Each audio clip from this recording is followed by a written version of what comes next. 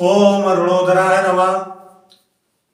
नमस्कार मित्रों, मैं डॉक्टर कुलदीप कुमार पांडे आप सभी प्रिय मित्रों का अथर्वा क्लासेस में स्वागत करता हूं। मां सरस्वती की कृपा आप पर बनी रहे, उनकी अनुपम कंपा आप पर सदैव बरसे और आप अपने लक्ष्य की ओर अग्रसर रहें।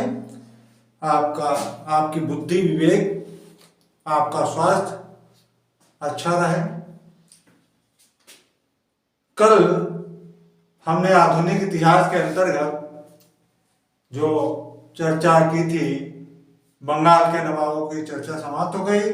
आज आधुनिक इतिहास के अंतर्गत ही हम अवध के नवाबों की चर्चा करेंगे। आइए प्रारंभ करते हैं आज का विषय जिस पे चर्चा करनी है। पश्चिम में अवध की स्थिति जान लेते पहले तो। अवध की स्थिति जो थी पश्चिम में कन्नौज से लेकर पूर्व में कर्मनाशा नदी तक विस्तृत क्षेत्र जो था अवध का क्षेत्र कहा जाता था। अवध राज्य अंग्रेजी व मराठा राज्यों के मध्य में था। यह पश्चिम में कन्नौज से लेकर पूर्व में कर्मनाशा नदी तक फैला हुआ था। इसे बफर राज के नाम से भी जानते हैं, बफर राज भी इसको कहते हैं। आइए देखते हैं। भारत में 18वीं या 19वीं सदी में का समय था अवध के नवाबों का, और अवध के नवाबों ने 139 वर्ष शासनकाल किया भारत में। आइए देखते हैं। मीर मोहम्मद नासिर के बाद जो नवाब हुए अवध में, सबसे पहले हुए शहादत खां, और यही अवध के संस्थापक कहे जाते हैं शहादत खां, जिनका जन्म जो है 1680 निशापुर में हुआ था। खुरासान शफाविद वंश के थे, फारस थे, ये फारसी थे, शफाविद वंश के थे। कौन? शहादत खां। और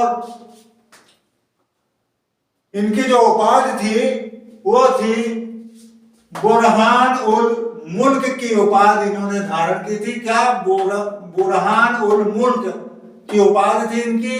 और इन्होंने राजधानी जो है फैजाबाद को बनाया था। इसके बाद अगले जो नवाब हुए सफदरजंग हुए। इनका जो पूरा नाम है, इनको कहा जाता है अबू अल मंसूर मोहम्मद मोकिम खान सफदरजंग। यह है इनका नाम पूरा, अबू अल मंसूर मोहम्मद मोकिम खान सफदरजंग। इनका जन्म जो है 1708 ईस्वी में हुआ था, और इनका जो नवाब के पद पर, सूबेदार के पद पर इनका जो समय था 1739 से 1784 ईस्वी का समय बताया गया है।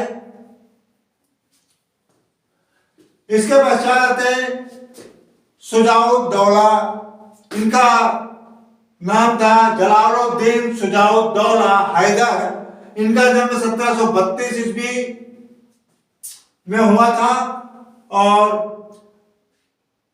इनका जो समय था 1754 से 1775 ईस्वी। इसके पश्चात अगले आते हैं आशफुद्दौला अमानी, जिन्हें कहा जाता है आमनी, जिन्हें कहा जाता है। इनका जन्म 1748 ईस्वी में हुआ था, और इनका समय था 1775 से 1797 ईस्वी का। इसके पश्चात आते हैं मिर्जा वजीर अली, जो नवाब बनते हैं। इनका जन्म हुआ 1780 ईस्वी में इनका जन्म हुआ था, और इनका जो समय था नवाब के पद में 1797 से 1798 ईस्वी का समय था। इसके पश्चात शहादत अली खां, आदत अली खां या शहादत अली खां दोनों लिखा हुआ आपको मिलेगा। इनका जन्म हुआ था 1752 में शहादत अली खां का, और इनका समय था 1798 से 1814 ईस्वी का इनका समय था। इसके पश्चात शहादत अली खां के पश्चात बनते हैं गाजिउद्दीन हैदर अली खां, जिनका जन्म 1769 ईस्वी में हुआ, और इनका जो शासन समय था वो था 1814 से 1827 ईस्वी का। इसके पश्चात इनका पुत्र, जिनका जन्म 1803 ईस्वी में हुआ, नासिरुद्दीन हैदर इनका नाम था। इनके पुत्र का गाजिउद्दीन हैदर अली खां के पुत्र का नाम था नासिरुद्दीन हैदर, जो नवाब बनते हैं। इनका जन्म 1803 ईस्वी में हुआ, और इनका समय था 1827 से 1837 ईस्वी का। इसके पश्चात अली शाह बनते हैं, जिनका जन्म 1777 ईस्वी में हुआ था, और इनका शासन का समय था 1837 से 1842 ईस्वी का। इसके पश्चात अगले नवाब होते हैं अमजद अली शाह, जिनका जन्म 1801 ईस्वी में हुआ था, और इनका अमजद अली शाह का समय था 1842 से 1847 ईस्वी का। इसके पश्चात मुश्ताक अली, वाजिद अली शाह और सुलेमान कादर थे, जिनमें सबसे महत्वपूर्ण है वाजिद अली शाह, जिनका समय जन्म हुआ था 1822 ईस्वी में, और वाजिद अली शाह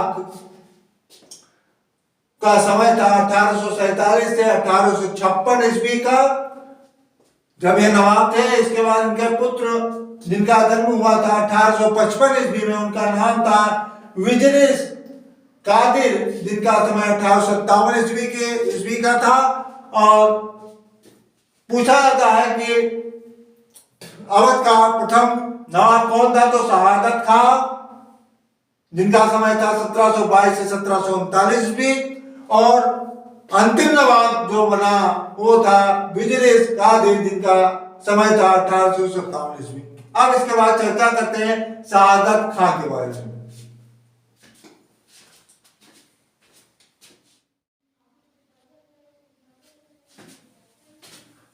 शहादत खां बुरहान उल मुल्क, जिसका समय था 1722 से 1739 ईस्वी में, अवध के स्वतंत्र राज्य का संस्थापक शहादत खां। शहादत खां को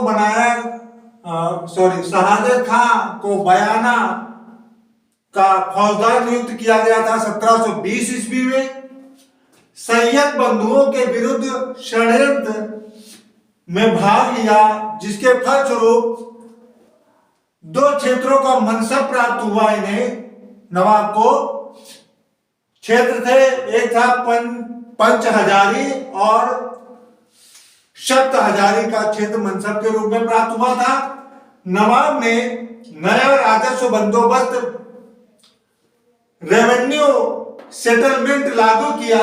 1723 ईस्वी में अवध के शासकों का साम्राज्य विस्तार रुहेलखंड प्रदेश तक था। हिंदू मुस्लिमों में भेदभाव न कर हिंदुओं को उच्च पद दिए। नवाब ने नादिर शाह को दिल्ली पर आक्रमण करने के लिए प्रेरित किया। अपनी इस भूल से शर्मिंदा होकर विस्फान कर आत्महत्या कर ली 1739 में। नमस्कार दोस्तों, धन्यवाद।